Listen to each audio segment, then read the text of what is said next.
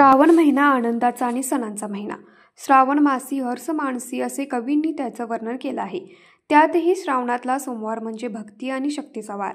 श्रावणातला प्रत्येक सोमवार हा भगवान शंकराला अतिप्रिय असतो. श्रावण सोमवारची महती पुराणात सांगितली आहे. समुद्र मंथनात बाहेर आलेले विष शंकराने स्वतः आपल्या कंठात धारण केलं, त्यामुळे त्यांना नीलकंठ असंही म्हणतात.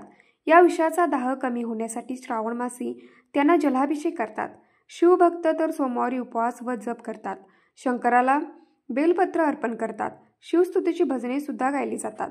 कैलास राणा शिव चंद्रमौळी फणींद्र माथा मुकुटी झळाई कारुण्य सिंधू भवे दुःखहारी तुझविन शंभो मज कोणतारी अशी शिवस्तुती श्रावणातल्या सोमवारी गायली जाते. मुरगुड शहरात 3 ते 4 ठिकाणी शिवमंदिरे आहेत. पहाटे 4 वाजता या सर्व मंदिरात शिवलिंगाला अभिषेक केला जातो. महादेव गल्लीतील शिवमंदिर हे प्रख्यात असून तेथे नित्य नियमाने सोमवारी रुद्राभिषेक केला जातो.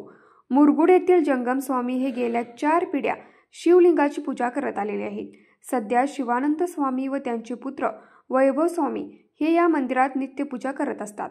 वैभव स्वामी यांनी पुरोहिताच्या शास्त्रीय शिक्षण घेतलं आहे. याशिवाय माधवनगर मुरगुड या ठिकाणी भाविकांची दर्शनासाठी मोठी गर्दी असते.